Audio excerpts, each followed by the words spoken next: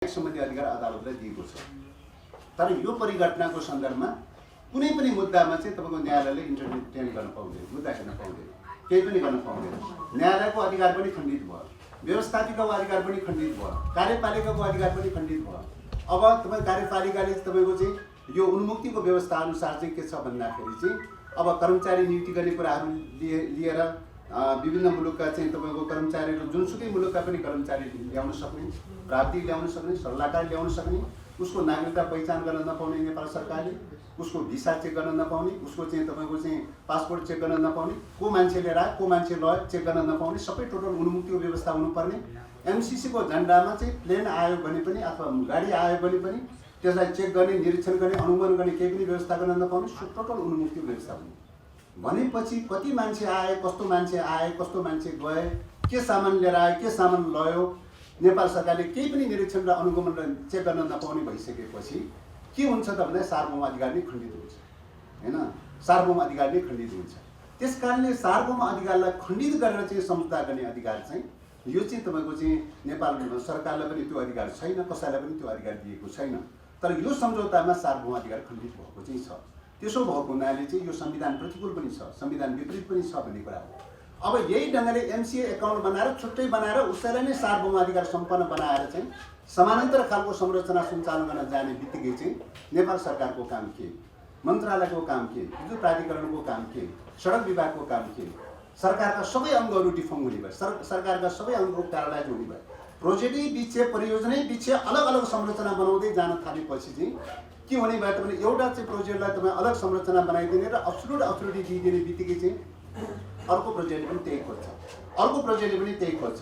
सबै प्रोजेक्टले समानान्तर प्रकारका संरचनाहरू बनाएर जाने होइन, एमसिए एकाउन्ट जस्तै चाहिँ समानान्तर प्रकारका संरचना बनाउँदै जाने हो भने हुँदा नेपाल सरकारको मन्त्रालयको पनि कुनै औचित्य रहँदैन, विभागहरू पनि कुनै औचित्य रहँदैन, कुनै पनि अर्थ रहँदैन। अहिले नै भन्नुहोस् न, सडक विभागले सडक बनाउने क्षमता त सडक विभागले छ नि, सबै कुरा चाहिँ।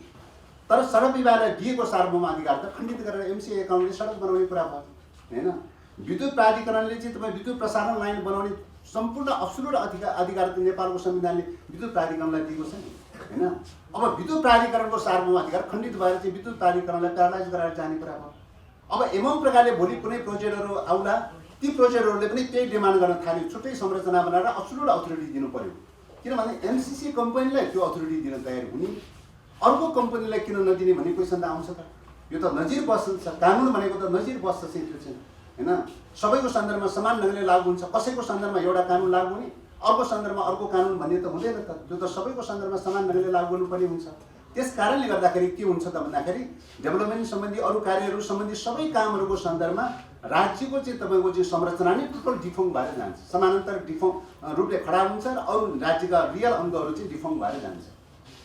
यो एउटा त्यो समस्या। अर्को कर उन्मुक्तिको व्यवस्था, भ्याट उन्मुक्तिको व्यवस्था, अनि शुल्कहरू, महसुलहरू उन्मुक्तिको व्यवस्था लगायतका सबै उन्मुक्तिको व्यवस्था पनि गरेको छ। अब एउटा प्रोजेक्टलाई तपाईँ उन्मुक्तिको व्यवस्था गरिदिने बित्तिकै चाहिँ कर फ्रीको, ट्याक्स फ्रीको व्यवस्था गरिदिने बित्तिकै अर्को प्रोजेक्टले पनि त्यही खोज्छ, अर्को प्रोजेक्टले पनि त्यही खोज्छ।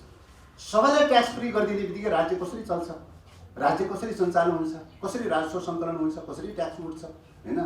यसले त सिस्टममा एट्याक गर्न पुग्यो नि, ट्याक्स सिस्टममा एट्याक गर्न पुग्यो, राज्यको संरचनामा एट्याक गर्न पुग्यो, सरकारको अथोरिटी चाहिँ जो आर्थिक अथोरिटी जो कार्यपालिकाले दिएको छ त्यहाँ एट्याक गर्न पुग्यो, चौतर्फी एट्याक गर्न पुग्यो, राज्यको संरचनालाई पनि भताभुङ पार्ने दिशामा जान सक्ने भएछ।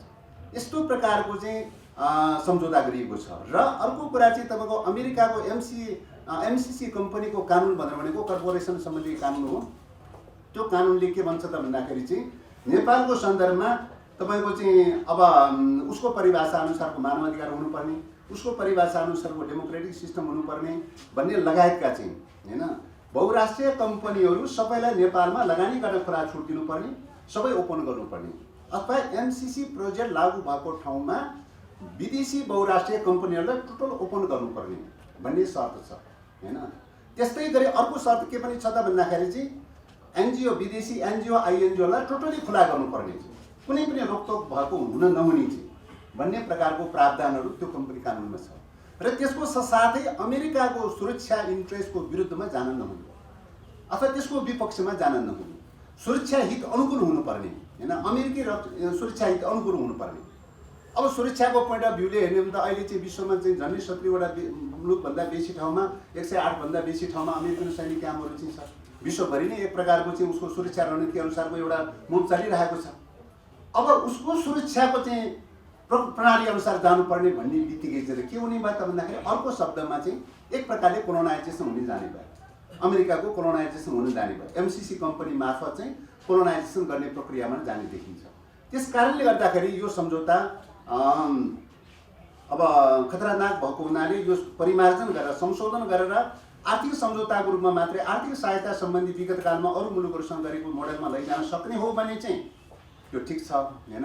किन आर्थिक सहायता लिने दिने भन्ने कुरा त चलिरहेको कुरा हो, त्यसमा पनि हामी ओपन छौँ, त्यसमा कुनै विवादको विषय होइन हैन। थोरै थोरै आर्थिक मामला बारेमा थोरै घाटा पर्ला, थोरै मुनाफा होला, कमोबेसी त होला चाहिँ आफ्ना इन्ट्रेस्टहरू मिलाउने क्रममा त चाहिँ हैन, त्यो कुरा त त्यति ठुलो कुरो होइन। तर आर्थिक सहायताको नाममा सार्वभौम अधिकार नै खण्डित गर्ने भनेर भनेको चाहिँ यो चाहिँ तपाईँ रणनीतिक उद्देश्यले मात्रै यो खण्डित हुन्छ। आर्थिक सहायताको उद्देश्यले मात्रै त्यो खण्डित हुँदैन, रणनीतिक उद्देश्यले खण्डित हुन्छ। त्यस कारणले गर्दाखेरि अमेरिकाले यो आइपिएसको पार्ट हो भनेर घोषणा गरेको थियो। त्यतिकै त आइपिएसको पार्ट भनेर घोषणा गर्नुपर्ने जरुरी थिएन। आइपिएस त पछाडि जन्मिया हो नि हैन, पछाडि जन्मिया हो चाहिँ 2017 सेप्टेम्बरमा चाहिँ सेप्टेम्बर 14मा चाहिँ एमसिसी कम्पनीको चाहिँ एग्रिमेन्ट भयो हैन। नोभेम्बरमा चाहिँ उनीहरूले चाहिँ तपाईँको चाहिँ आइपिएसको घोषणा गरेका छ हैन। त्यस कारणले गर्दाखेरि चाहिँ त्यो पछि जन्मिएको त पछि जन्मदै पनि चाहिँ उनीहरूले के गरे त भन्दाखेरि चाहिँ अगाडि गरेका एग्रिमेन्टहरूलाई चाहिँ तपाईँको सदनबाट अनुमोदन गराउने, कानुन बनाउने हैन। कानुन बनाउने कन्सेप्टबाट चाहिँ कसरी गयो त भन्दाखेरि चाहिँ पछिल्लो समयमा जब स्ट्राटेजिक रूपले लानुपर्छ भन्ने कन्सेप्टमा गइसकेपछि सदनबाट अनुमोदन गराउने प्रक्रियामा उनीहरूले जोड गरे र त्यस पछाडिबाट विभिन्न ढङ्गले चाहिँ तपाईँको पत्रचार गर्दै कुराकानी गर्दै चाहिँ यसलाई सदनमा अनुमोदन गराउनु पर्यो, सदनमा अनुमोदन गराउनु पर्यो भन्ने ढङ्गले लय। सदनमा अनुमोदन गराउने क्रममा ओलीजीको सरकारको पालामा तात्कालीन कानुन मन्त्रालयबाट चाहिँ एउटा परामर्श खडा गरेको। के भनेर परामर्श खडा गरे त भन्दाखेरि एउटा त चाहिँ नेपालको राष्ट्रिय कानुन टोटल प्यासिभ गर्नुपर्ने यो सम्झौतासँग बातचितको हदसम्म प्यासिभ गराउनका लागि त सदनबाटै अनुमोदन गर्नु पर्यो, एउटा त्यो लजिक दिए। दोस्रो के लजिक दिए त भन्दा यो अन्तर्राष्ट्रिय कानुन हो भनेर लजिक दिए चाहिँ अन्तर्राष्ट्रिय कानुनको लजिकको आधारमा यो सदनमा लानुपर्छ भनेर भने चाहिँ अब अन्तर्राष्ट्रिय कानुनको आधारमा लजिक गर्दाखेरि त तपाईँ के हुन्छ त भन्दाखेरि अन्तर्राष्ट्रिय कानुनको सन्दर्भमा 2000 के अरे 1900 यो उसमा 69मा चाहिँ तपाईँको चाहिँ जुन खालको चाहिँ तपाईँको चाहिँ एग्रिमेन्ट गरेका छ भियना अभिसन्धिमा जो एग्रिमेन्ट गरेका छ त्यो भियना अभिसन्धिको एग्रिमेन्टको प्रिन्सिपलबाट अनुसार व्याख्या गर्नु पर्यो। त्योसँग त मेल खाँदैन चाहिँ।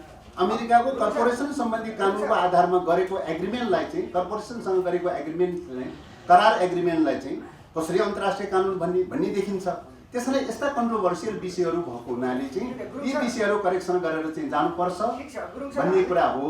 सबैले बुझेको कुरा एमसिसी अन्ततः राष्ट्रघाती रहेछ भन्ने कुरा माओवादीको निष्कर्ष पनि आइसक्यो। आज तपाईँले बोलेका कुरालाई लिएर यति हुँदै पनि हिजो टेबल गर्न दिनुको कारण के?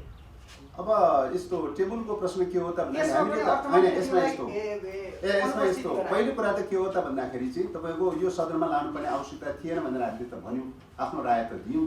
तर त्यो कुरा सरकारले चाहिँ तपाईँको यो संशोधनको प्रक्रियामा लान सकेको भए अथवा यो सम्झौतालाई चाहिँ परिवर्तन गर्ने प्रक्रियामा लान सकेको भए एउटा राम्रो हुन्थ्यो। हाम्रो आग्रह त त्यो थियो, तर सरकार त्यो सकेन। सरकार के भन्ने भयो त भन्दाखेरि चाहिँ सार्वभौम अधिकार सम्पन्न संसद नै भएको हुनाले संसदबाट फाइनल होस् हैन, संसदबाट फाइनल होस् भन्ने क्रममा सरकार चाहिँ जाने स्थिति देखा परेको छ। अब त्यस कारणले प्रिन्सिपली रूपले चाहिँ सदनमै लान पाउँदैन भन्ने कुरा त रहेन। तर हामीले के भन्यौँ भन्दा दुईवटा कन्डिसनको कुरा गर्यौँ। एउटा चाहिँ सदन अवरुद्ध छ, यो अवरुद्ध भएको बेलामा यो अहिलेको प्रतिपक्षले अब्स्टेकल गरेपछि सदन अवरुद्ध हुन्छ, यस्तो अवस्थामा टेबल गरिनु हुँदैन चाहिँ हैन। दोस्रो कुरा यस्तो जो एजेन्डा छ यो एजेन्डा अन्तर्राष्ट्रिय सन्धि सम्झौता अनुसार भनौँ भने त्यो अनुसार पनि मेल खाँदैन हैन। आर्थिक चाहिँ शीर्षमा गरेको एग्रिमेन्ट चाहिँ पार्लिमेन्टमा जाने सिस्टम त छैन चाहिँ हैन। अन्तर्राष्ट्रिय कानुन अनुसार भनौँ भने त्यो पनि मेल खाँदैन चाहिँ। त्यो अलिक फरक खालको चाहिँ भएको हुनाले यस्तो प्रकारको एजेन्डाहरू टेबल गर्नका लागि चाहिँ दलहरू बिचमा मोटामोटी अन्डरस्ट्यान्डिङ गरेर मात्रै टेबल गर्नु उपयुक्त हुन्छ भनेर भनेका थिए। तर त्यो दुईटै क्राइटेरियाहरू पुरा भएन, त्यो दुईटै चाहिँ प्रस्तावहरू पुरा भएन। पुरा नहुँदै चाहिँ तपाईँको सदनमा आएको हुनाले हामीले आफ्नो विमति राख्यौँ हैन, आफ्नो विमति राख्यौँ। तर सदनमा सभामुखले रुलिङ गरिसकेपछि प्रोसिड्युरलाई त फलो गर्नु पर्यो। पार्लिमेन्ट्री सिस्टमलाई मानिसकेपछि अहिलेको संविधानलाई मानिसकेपछि त सभामुखको रुलिङलाई फलो नगर्ने भन्ने कुरो त भएन। प्रोसिड्युरलाई चाहिँ फलो गर्ने जुन डिसिजन भयो यो चाहिँ दुईवटा क्राइटेरिया पुरा नहुँदै जुन डिसिजन भयो त्यो डिसिजन चाहिँ बेठिक भयो है। भनेर हामीले आफ्नो फरक मत राख्दै प्रोसिड्युरमा फलो गर्ने। अब प्रोसिड्युरमा जाँदाखेरि चाहिँ यसको चाहिँ के त भन्दाखेरि चाहिँ यो सम्झौता फेरि सदनमा टेबल गर्ने परिकल्पना नभएको बिचबाट आएको चाहिँ छ। त्यसले संशोधनको क्राइटेरिया पनि राखेको छैन, आरक्षणको क्राइटेरिया पनि शर्त पनि केही पनि राखेको छैन। आरक्षणको शर्त नराखेको अवस्था भएको हुनाले 16 डोलो पास गर्ने या 16 डोलो अस्वीकार गर्ने यस्तो खालको चाहिँ कन्डिसनमा देखिन्छ अहिलेको यो सम्झौताको प्रकृति अनुसार चाहिँ। त्यस कारणले गर्दाखेरि हामी यो सम्झौता राष्ट्रिय हित प्रतिकूलको भएको हुनाले चाहिँ यो सम्झौता पारित गर्न सक्दैनौँ र यो सम्झौतालाई चाहिँ हामीले स्वीकार गर्न सक्दैनौँ र त्यही अनुसार सदनमा गइसकेपछि सदनले पनि यसलाई अस्वीकार गर्नुपर्छ भन्ने मान्यताको पक्षमा छौँ। त्यही अनुसार चाहिँ अब छलफल चल्दै जान्छ, 12 गतिबाट छलफल चल्दै जान्छ। बस्ने कि नबस्ने अब सरकारको विरोध गर्ने, सरकारले विधेयकको विरोध गर्ने, सरकारको कुरा कुर्सी टाँसेर बस्ने। अब सरकारको कुराको बारेमा पार्टीले निर्णय गरिसकेको छ, सरकारबाट हट्नुपर्छ भन्ने कुरा निर्णय गरिसकेको छ। सरकारबाट कुन दिन हट्ने र कुन दिन नहट्ने र कुन दिन नहट्ने भन्ने कुरा फैसला निर्णय हुन्छ। कुन दिन हट्ने र कुन दिन नहट्ने भन्ने कुरा निर्णय हुन्छ हैन। पार्टीले नीतिगत रूपले चाहिँ तपाईँको निर्णय गरिसकेको विषय हो। त्यसकारण कुन दिन हट्ने र कुन दिन नहट्ने भन्ने कुरा चाहिँ आवश्यकता अनुसार कुनै पनि दिन हुन सक्छ। 12 गतेको त्यस कारणले गर्दाखेरि संसदमा तपाईहरुको उपस्थिति कस्तो रहन्छ? अस्तिको जस्तो कोही बिरामी हुने, बाहिर बस्ने, विरोध गर्ने अनि भित्र सदनबाट बहुमत बनाएर पास गर्न दिने, हामीले विरोध गरेका थियौँ भनेर जनतामा जाने त्यो प्रकारको नेकपा माओवादी केन्द्र त्यस प्रकारको चाहिँ तपाईँको चाहिँ भित्र र बाहिर भन्ने ढङ्गले चाहिँ तपाईँको दोहोरो चरित्र हुन सक्दैन। राष्ट्रियताको मुद्दामा, राष्ट्रिय स्वाधीनताको मुद्दामा तपाईँको स्वाधीनताको रक्षाको निम्ति एकै ठाउँमा उभिन्छ। एउटै धारणा छ, एमसीसी सम्झौता राष्ट्रिय हित प्रतिकूलको चाहिँ सम्झौता हो। त्यस कारणले गर्दाखेरि यसको विरोध गर्नुपर्छ भन्ने कुरामा एकै ठाउँमा छ हैन। भलै कार्यान्वयन गर्ने क्रममा अथवा त्यसलाई अवलम्बन गर्ने क्रममा, कसरी कार्यान्वयन गर्ने, कसरी प्रक्रिया अगाडि बढाउने भन्ने क्रममा होला थोरै जिगजागहरू भयो होला, थोरै दायाँ बायाँ भयो होला, भाषा शैली प्रस्तुतिहरूमा व्यक्ति विशेष थोरै फरकहरू हुन सक्ला, त्यो अलग विषय हो। तर मूल स्पिरिटमा चाहिँ तपाईँको विगत कालमा नेकपा छँदाखेरिको बेलादेखि जलनाथ कमरेडको नेतृत्वको कार्यदलले पेश गरेको रिपोर्टदेखि चाहिँ अहिलेसम्म त्यही म्यान्डेट छ। त्यो म्यान्डेट मात्रै होइन, अस्ति 8औं महाधिवेशन बसेर चाहिँ हामीले त्यसलाई सर्वसम्मत रूपले चाहिँ एकै मतले चाहिँ त्यो पारित गरेर राखेका छौँ। त्यसैले हाम्रो त्यो म्यान्डेट भन्दा दायाँ बायाँ हुनेवाला छ। त्यसको नेकपा माओवादीको मूलधार भनेको अहिले जुन संसदमा टेबल गरिएको एनसीसी का विपक्षमा उभिने र त्यसैमा मतदान गर्ने हो। निश्चित रूपले त्यसमा त त्यसका लागि तपाईहरु मात्र तयार हुनुहुन्छ कि तपाईले गठबन्धन बनाउनुहुन्छ विपक्षमा उभिनको लागि? के छ? अब संसद हो, सार्वभौम अधिकार सम्पन्न संसद हो। सबै सांसदहरूसँग राष्ट्रियताको मुद्दामा, स्वाधीनताको मुद्दामा, इन्टरनल डेमोक्रेसीसँग जोडिएका, डेभलपमेन्टसँग जोडिएका कतिपय इस्युहरूमा हाम्रो फरक मत होला, दल फरक भएपछि वैचारिक रूपले फरक मत होला, तर राष्ट्रियताको मुद्दामा एकै ठाउँमा उभिनुपर्छ भन्ने हामी सबैलाई आग्रह छ। त्यसो 12 गते मतदान भयो तपाईहरु सरकारबाट बाहिर। त्यस कारणले गर्दाखेरि होइन 12 गते मतदान हुन्छ या के हुन्छ त्यो छलफलको प्रक्रिया सुरु हुन्छ। 12 गतेबाट छलफल गर्ने भन्ने कुरा भएको छ। छलफल कहिले सकिन्छ त्यही दिन छलफल सकिसकेपछि बल्ल चाहिँ निर्णय प्रस्तुत हुने कुरा हो हैन। न्यूनतम पनि 3टा बैठक त अनिवार्य देखिन्छ। एउटा टेबलको बैठक, एउटा छलफलको सुरुवातको बैठक। त्यो छलफल सकिसकेपछि मन्त्रीज्यूले जवाफ दिनु होला। छलफल सकिसकेपछि त्यस पछाडिबाट अर्को बैठकमा चाहिँ दफाभर छलफल होला। दफाभर छलफल सकिसकेपछि मात्रै बल्ल फाइनल चाहिँ के अरे प्रस्ताव पेश गर्ने हो। त्यतिखेर माओवादी सरकारमा रहन्छ रहँदैन? अब त्यही त मैले अघि नै भनिहालेँ, माओवादी सरकारमा नरहने कुरा त अघि नै भनिसकेँ मैले। निर्णय भइसक्यो भन्नु, कतिखेर कुन दिन घोषणा गर्ने हो भन्ने कुरा मात्रै बाँकी। त्यसो विपक्षमा मतदान दिनको लागि तपाईहरुले व्हिप जारी गर्नुहुन्छ कि नै? विपक्ष दलको हिसाबले त आफ्नो दलको चाहिँ मान्यता अनुसार त चाहिँ तपाईँको सदनमा व्हिप जारी गर्ने नगर्ने कुरा त दललाई स्वतन्त्रता छ हैन।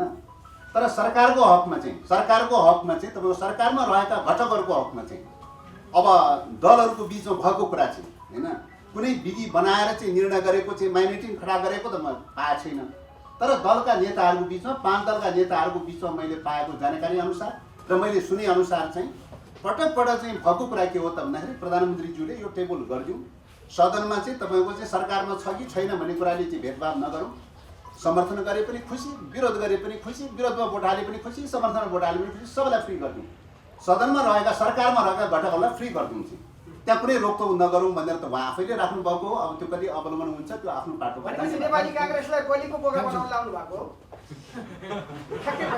अब यो चाहिँ यो कसैलाई बलिको बोको बनाउने विषय होइन। यो राजनीतिक दलहरू कसैलाई बलिको बोको बनाउने विषय होइन। राजनीतिक दलहरू आफ्नो सोच, आफ्नो विचार अनुसार सोच्ने स्वतन्त्रता छ, आफ्नो विचारको स्वतन्त्रता छ। डेमोक्रेसीमा सबैलाई विचारको स्वतन्त्रता छ। त्यो विचार कति ठिक भयो, राष्ट्रियताको पक्षमा कति ठिक भयो बेठिक भयो सोच्नै पर्ने एउटा कुरा होला। तर सबैलाई आफ्नो आफ्नो स्वतन्त्रता छ, कसैले कसैलाई बलिको बोको बनाउने विषय होइन। यो एमसिसी जुन नेपालमा एउटा यो अनुदान हो, यो ग्रान्ट हो, यो अमेरिकन गभर्मेन्टले चाहिँ नि यो एमसिसी थ्रुबाट दिने ग्रान्ट हो। यो नेपालको हितमा छ, यसले नेपाललाई भलो नै गर्छ। नेपालको पूर्वाधार विकास र के भन्छ यो विद्युतीकरणको क्षेत्रमा यसले राम्रो योगदान पुर्याउँछ भन्ने नै हाम्रो बुझाइ हो। यो फेरि अहिलेको हाम्रो बुझाइ होइन। यो एमसिसी जति बेला आयो, वास्तवमा एमसिसीको कन्सेप्ट 2004 मा आयो। हामीले एग्रिमेन्ट त 2017 सालमा गरे हो, 2017 मा गऱ्यौँ। त्यहाँ यत्रो बिचको डिफ्रेन्सेसमा यो एमसिसीले एउटा आकार दियो। हामी हिजो प्रतिपक्षमा थियौँ। रमाइलो कुरा के भने भर्खर बेटमनजीको कुरा, अन्य नेताहरूको कुरा म सुन्दै थिएँ। वास्तवमा यो एमसिसीको कुरा कहाँबाट आयो त भने नेपाल सरकारले नेपालले मागेको हो। यो अमेरिकाले थोपरेर नेपाललाई दिएको चिज होइन, यो ऋण पनि होइन। यो अनुदान मलाई देऊ न बाबा भनेर नेपालले माग्यो। कसको पालामा सुरु गर्यो भने माधव नेपालजी प्रधानमन्त्री भएको बेलामा सुरु भयो, आज सुरु भएको होइन। त्यसमा यो सम्झौतामा माधव नेपालजीले पनि काम गर्नुपर्छ। त्यति मात्रै होइन, त्यसमा झलनाथजीले काम गर्नुपर्छ। त्यति बेलाका अर्थमन्त्री भरत मोहनजी एमसिसी जानुभएको छ कुरा गर्नको लागि, र त्यति बेला एमसिसीको यो अनुदान प्राप्त गर्नका लागि आवेदन गर्नुभएको छ।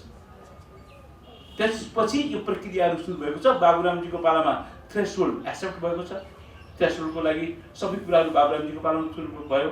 त्यसपछि खेलराजजीले काम गर्नुभयो, त्यसपछि प्रचण्डजीले काम गर्नुभयो, त्यसपछि सुशील कोइरालाले काम गर्नुभयो, त्यसपछि फेरि केपी ओलीजीले काम गर्नुभयो। अहिले भएका सम्पूर्ण नेतागणले प्रधानमन्त्रीजीहरू 6-7 जना प्रधानमन्त्रीजीहरू र टोटल ब्युरोक्रेसी यो 10 वर्ष 12 वर्षको बिचमा सम्पूर्ण ब्युरोक्रेसी यसमा इन्भल्भ छ। यसमा मुख्य सचिव इन्भल्भ छन्, अर्थ सचिव इन्भल्भ छन्, तत्कालीन अर्थमन्त्रीहरू इन्भल्भ छन्, नेपालको कानुन मन्त्रालय इन्भल्भ छ। सम्पूर्ण प्रशासनिक संयन्त्र इन्भल्भ भएर यो चिजको डिजाइन हो।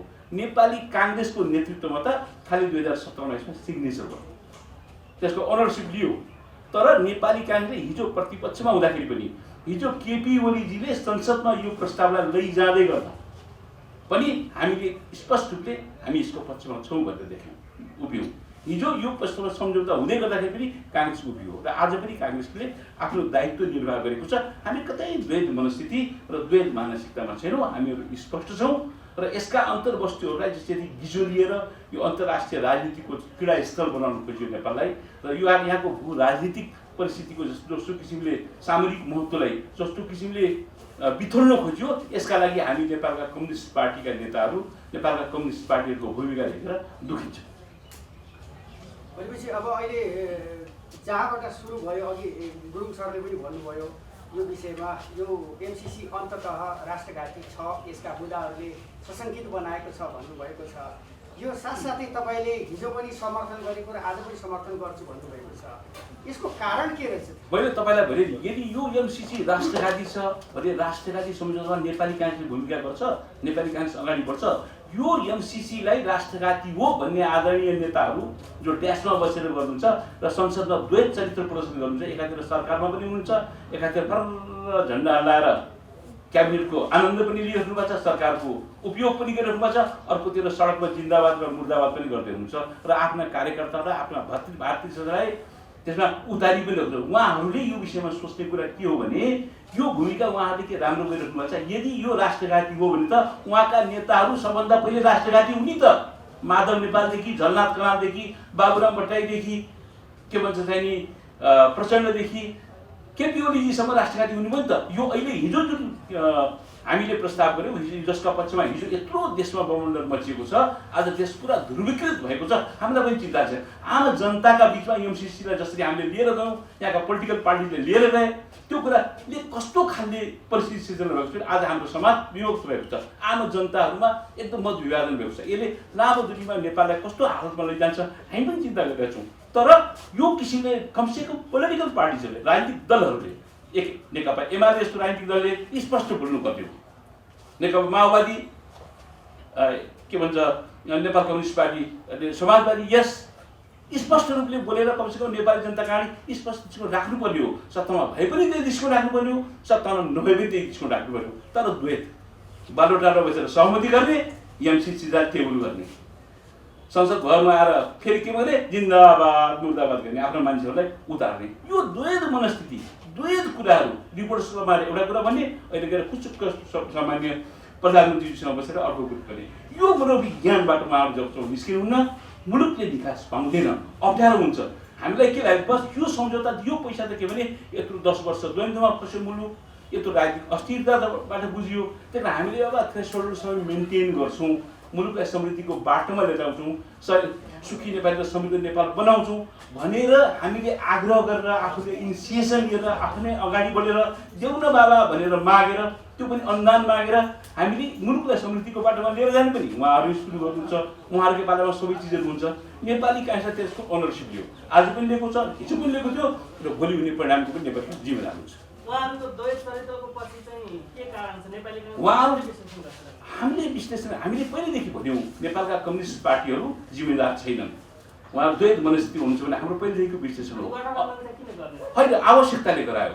हामीले प्रधानमन्त्री बन्न खोजेका पनि होइनौँ, हामीले सरकारको नेतृत्व गर्न खोजेका पनि होइनौँ। हामीलाई नेपाली जनताले दिएको म्यान्डेट प्रमुख प्रतिपक्षको रूपमा सबैले हामीले महसुस गरेको हो। र जति बेला नेपाल कम्युनिस्ट पार्टीको 2/3 बहुमतको ठुलो सरकार बन्यो, दुईटा कम्युनिस्ट पार्टीहरू एक ठाउँमा बसे, हामीलाई के लाग्यो भने यो मौका यदाकदा मात्रै आउँछ, यो सरकार सफल हुनुपर्छ भनेर हामीले एकदमै त्यति बेला पनि हरेक ठाउँमा हाम्रो अभिव्यक्तिहरू हेर्नु भने हामीहरूले त्यो सरकार सफल होस् भन्ने नै रचनात्मक प्रतिपक्षको भूमिका हामीले संसदमा पनि गऱ्यौँ। त्यो हाम्रो कमजोरी थिएन, हामी सक्थ्यौँ, हामी त्यसलाई अर्को रूपले पनि लिएर जान सक्थ्यौँ, तर हामीले रचनात्मक प्रतिपक्षको भूमिका गऱ्यौँ। हामीलाई के लाग्यो भने 15 सालमा बिपी कोइरालाको सरकार बनेको थियो, त्यति बेला बिपी कोइरालाको सरकार राजा महेन्द्रले 17 सालमा अपदस्थ गर्दै गर्दा 30 वर्ष घनघोर अन्धकारमय बाटोमा पञ्चायती काललाई हामीले भोग्नु पर्यो, धेरै मान्छेले ज्यान गुमाउनु पर्यो, धेरै मान्छेले निर्वाचनमा जानु पर्यो, धेरै मुलुकले दुःख पायो। आज मुलुक कुनै कहाँ पुग्थ्यो, सिङ्गापुरको ठाउँमा हुन्थ्यो। हामीलाई के लाग्यो भने ठिक छ, हामी त हार्यौँ, हामी त पराजित भयौँ, हामी त प्रतिपक्षमा छौँ, तर 2/3 बहुमतको सरकार त बन्यो नि, यो सरकारलाई यो राष्ट्रले उपयोग गर्नुपर्छ। हामी चाहन्थ्यौँ केपी ओलीको नेतृत्वमा बनेको नेपाल कम्युनिस्ट पार्टीको सरकार सफल होस्, राम्रो गरोस्, समृद्धिको यात्रा गरोस् चाहन्थ्यौँ। तर त्यो बाटो हामीलाई दुःख छ, त्यतिखेर फेरि एउटा अन्याय बाटोतिर जान थाल्यो, फेरि संवैधानिक संरचनालाई कुल्चिन थाल्यो, फेरि सम्पूर्ण सिर्जना गर्न थाल्यो। त्यसले गर्दाखेरि हामीहरू विवश भएर सोचिरहेका थियौँ र अन्य राजनीतिकहरू त्यति बेला केपी ओली त आफ्नो पार्टी पनि बचाउन सक्नु भएन, आफ्नो घरै बचाउन सक्नु भएन, फेरि विशुद्ध पार्टी र माओवादी केन्द्रका अध्यक्ष प्रचण्डजीले, माधव नेपालजीले लगायतका सबैले मिलेर शेरबहादुरजी तपाईँ प्रधानमन्त्री बनिदिनुहोस्, हाम्रो सभापति प्रधानमन्त्री बन्न लायक हुनुहुन्थेन। त्यो परिस्थितिमा संविधानको रक्षाका लागि, हामीले बनाएको सिस्टमको सम्वर्धनका लागि हामीले यो दायित्व निर्वाह गऱ्यौँ। हामीलाई विश्वास के थियो भने अब त यत्रो दुःख पाएर, यत्रो ठुकिएर, यत्रो टुटफुट गरेर, यत्रो उतार चढाउ गरेर राजनीतिक रूपले यत्रो ठुलो यात्रा गरेर आएका शक्तिहरू अब त जिम्मेदार होला नि, अब त कमसेकम द्वैत चरित्र नदेखाउला नि, अब त कमसेकम त्यो भित्र बोल्यो त्यो बाहिर बोल्ला नि, नेपाली जनताले त त्यो आश गरेको छन् भनेर लागेको थियो। तर अहिले जुन किसिमको घटनाक्रम विकसित भएको छ त्यसले हामीहरू दुःखी छौँ।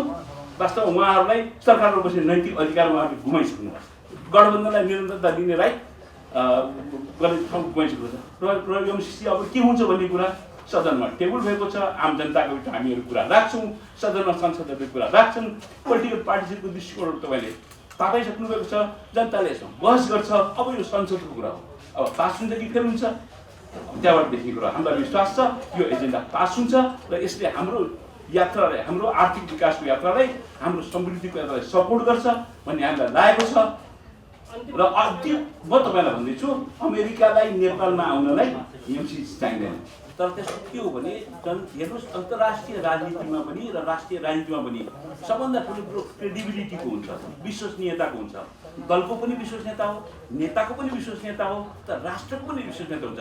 अन्तर्राष्ट्रिय रङ्गमञ्चमा जब तपाईँ उभिनुहुन्छ, जब मुलुकलाई नेपाललाई खडा गर्नुहुन्छ, तपाईँ मुलुकको क्रेडिबिलिटीको कुरालाई तपाईँले आत्मसात गर्नुपर्छ। यदि त्यो कायम हुन सकेन भने पनि लामो दूरीमा फेरि यसले धोका हुन्छ। त्यही कारण मुलुकको समृद्धिको लागि त्यो क्रेडिबिलिटी कायम गर्न आवश्यक थियो काङ्ग्रेस अहिले त्यही ठाउँमा उभिएको छ र काङ्ग्रेसलाई विश्वास छ यो सही छ। तपाईँले भने कति फरक पर्छ। अरू थर्ड आइडिया भए 26 वर्ष पहिले आइदिएको भए त्यति बेला माधव नेपालजीले विरोध गर्नुभयो। आज मुलुक कहाँ हुन्थ्यो? आज अन्धकारमा लोड सेडिङमा बस्नु पर्थ्यो। आज मुलुक कहाँ पुगिसकेको हुन्थ्यो?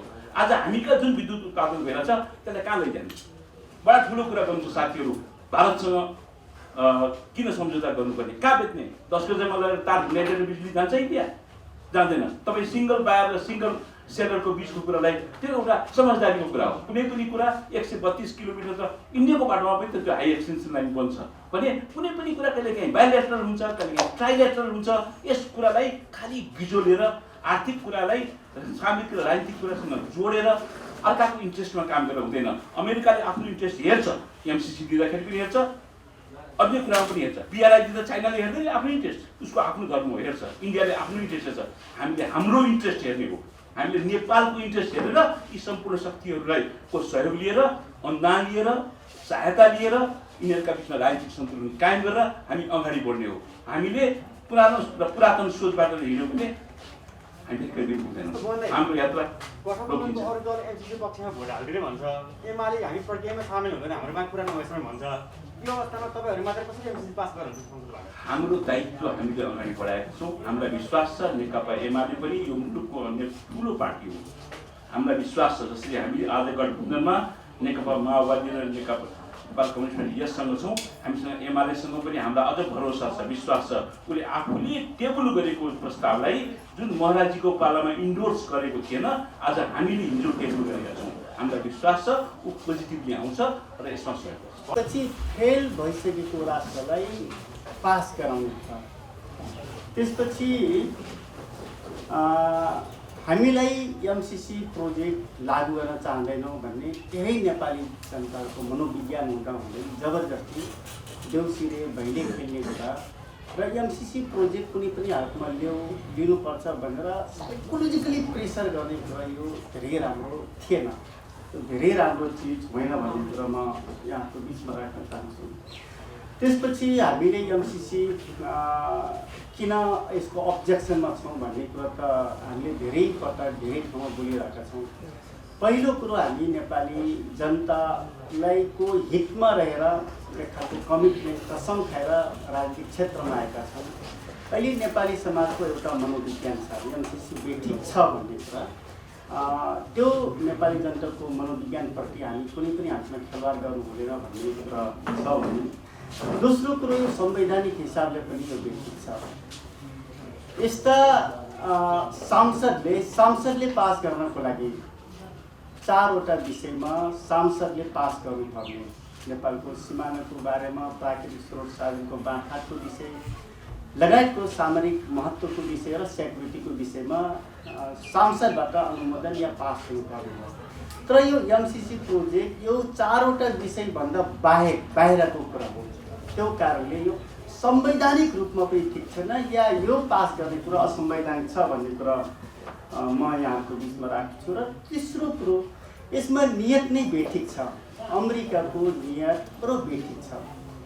अब यो इन्डो पेसिफिक स्ट्राटेजी यसको स्थापना किन भयो अथवा इन्डो पेसिफिक स्ट्राटेजीको एउटा पार्टको रूपमा यसको डिफिनेसन किन गरिरहेको छ भन्ने कुरा अब यसकारणले हामीले अब इन्डो पेसिफिक स्ट्राटेजीको एउटा पार्ट भइसकेपछि यो सेक्युरिटीसँग जोडिन्छ। सेक्युरिटीसँग जोडिने बित्तिकै यो अब अमेरिका नेपालमा प्रवेश गरिसकेपछि जुन हाम्रो नीति असंलग्नता नीति छ, यो असंलग्नता नीतिलाई पनि च्यालेन्ज गर्ने काम गर्छ। यदि एमसिसी प्रोजेक्ट हामीले लागू गर्यो भने कुनै न कुनै तरिकाले हामीले अमेरिका प्रो अथवा अमेरिकाको पक्षमा देखिन्छौँ र यसको जुन हाम्रो असंलग्नता नीति छ अथवा कुनै पनि साइडतिर संलग्नता नहुने, सबैसँग ब्यालेन्स डिस्टेन्स कायम राख्ने, यसको विपक्षमा जाने कुरा हुन्छ। त्यो कारणले पनि हामीले एमसिसी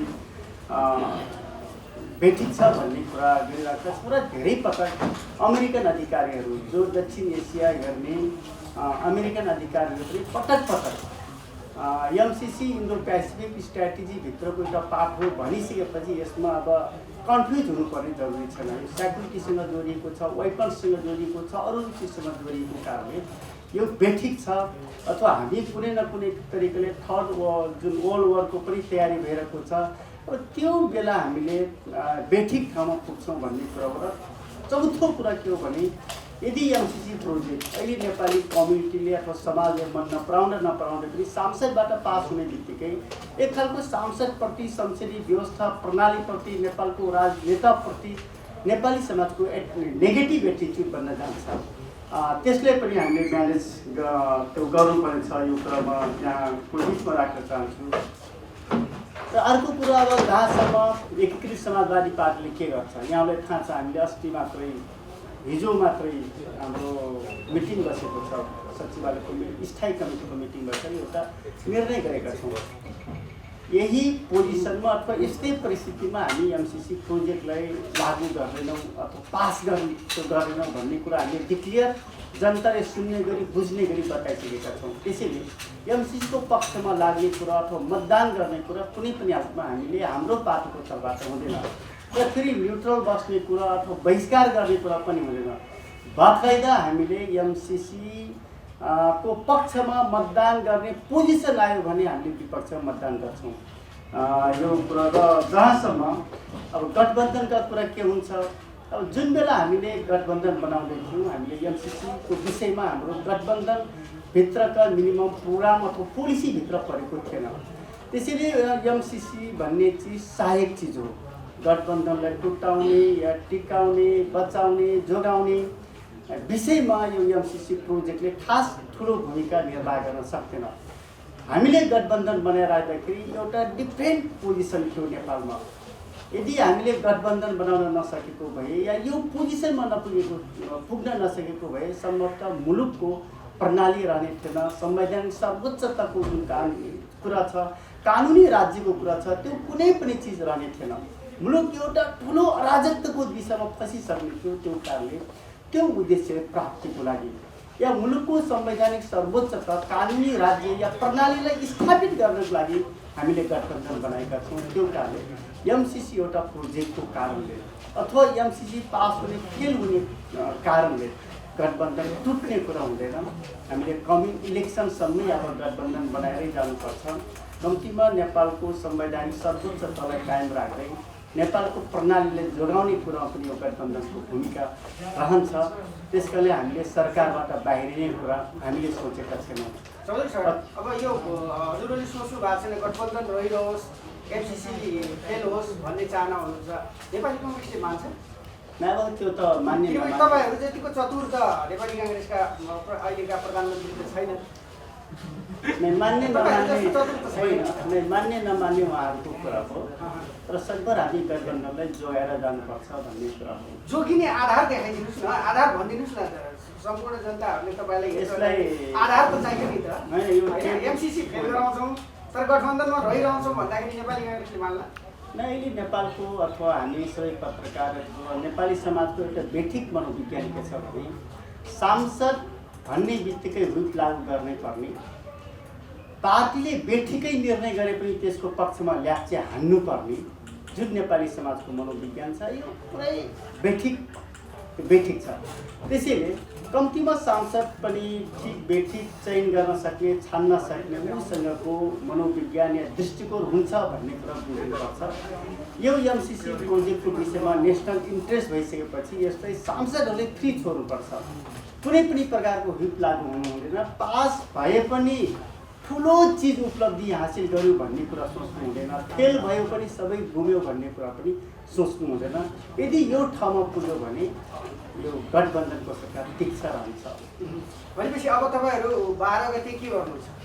अब 12 गते त भर्खरै छलफल सुरु हुन्छ नि त। हामी छलफलमा भाग लिन्छौँ, सहभागी हुन्छौँ। अब 16 गतेभित्र पास गर्नुपर्ने कुरा छ। 16 गते पास गर्ने बेला अथवा फेल गर्ने बेला हामी फेल अथवा विपक्षमा भोट गर्छौँ। 100% छ। 100%। त्यो दिन तपाईँहरूका सांसदहरू बिरामी भएर नआउने त हुँदैन?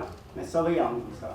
विपक्ष मतदान गरेर सरकारमा बस्ने नि होइन, त्यही त म भने त। अब कहिलेकाहीँ अब धेरै देशको तपाईँहरू इक्जाम्पल या संसदीय प्र्याक्टिस हेर्नुभयो भने आफ्नै सरकारले ल्याएको नीतिको विपक्षमा भोट पनि गर्छ र त्यही पार्टीको सरकारमा पनि रहिरहन्छ। आफ्नै पार्टीको सरकारले ल्याएको उसमा विपक्षमा मत जाहेर गरिरहन्छ तर पनि धेरै यो सामान्य कुरा मान्छ। त्यसमा तपाईँहरूको राजनीतिक दलको तर्फबाट आम नागरिकले बुझ्नुपर्ने भयो एमसिसी पक्कै फेल गराउनको लागि नेकपा तपाईँहरू समाजवादीहरू लाग्नु भएको छ भन्ने कुरा तपाईँहरूको सांसदहरू लाग्नु भएको छ भने ढुक्क भए हुन्छ। एकदमै कन्फिडेन्सको साथ बस्दा हुन्छ बुझ्दा हुन्छ। भनेपछि काङ्ग्रेस मात्रै बोकाउने भयो होइन बोको या के भन्छ खसी अब त्यही हुने भयो नि त। अब काङ्ग्रेसले मात्रै चाहेको भन्ने कुरा देखाउने एउटा बाटो त बन्यो नि त। तर होइन म यहाँहरूको बिचमा बताउन चाहन्छु, म बडो दुःखीको साथ दुःखको साथ बताउन चाहन्छु नेपालको राजनीतिक दल अथवा नेताहरूसँग खास गरेर धेरै राम्रो क्यापेसिटी छैन है। अब यो एमसिसीको प्रोजेक्टको विषयमा पनि जुन बेला कमरेड प्रचण्ड अध्यक्ष हुनुहुन्थ्यो, बाबुराम भट्टराई प्रधानमन्त्री हुनुहुन्थ्यो, अनि एमसिसी थ्रेसहोल्ड सुरु भएको छ। अब काङ्ग्रेसको कुरो त ठिक छ छोडिदिउँ होइन, ऊ सुरुदेखि एमसिसीलाई एउटा स्टेजबाट अर्को स्टेजमा ग्रो गर्नको लागि जुन भूमिका निर्वाह गरेको छ अहिले पनि ठिक छ, त्यो गरिरहेछ। तर केपी ओलीको पार्टी ऊ आफू प्रधानमन्त्री हुँदा विष्णु पौडेल अर्थमन्त्री हुँदा एमसिसी प्रोजेक्ट लिनको लागि यसको प्रोग्राम कस्तो हुने त्यो विषयमा एउटा आयोग गठन भएको छ। त्यसपछि आफू प्रधानमन्त्री भएको बेला युवराज खतिवडा अर्थमन्त्री भएको बेला अनि फेरि एमसिसी पास गर्नको लागि क्याबिनेट डिसिजन गरेर संसद सचिवालयमा दर्ता भएको छ।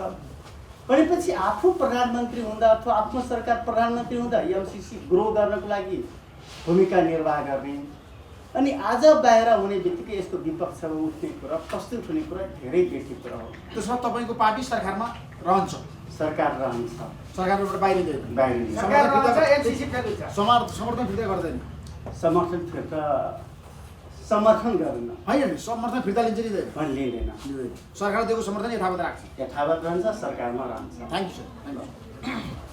अब म नेपाली कङ्ग्रेसका नेता सञ्जय गौतमलाई केन्द्रीय सदस्य सांसदलाई समय दिन चाहन्छु र अब काङ्ग्रेसले एमसिसी कसरी अनुमोदन गर्दैछ त्यो आधार प्रस्तुत गरिदिन पनि आग्रह गर्छु। धन्यवाद।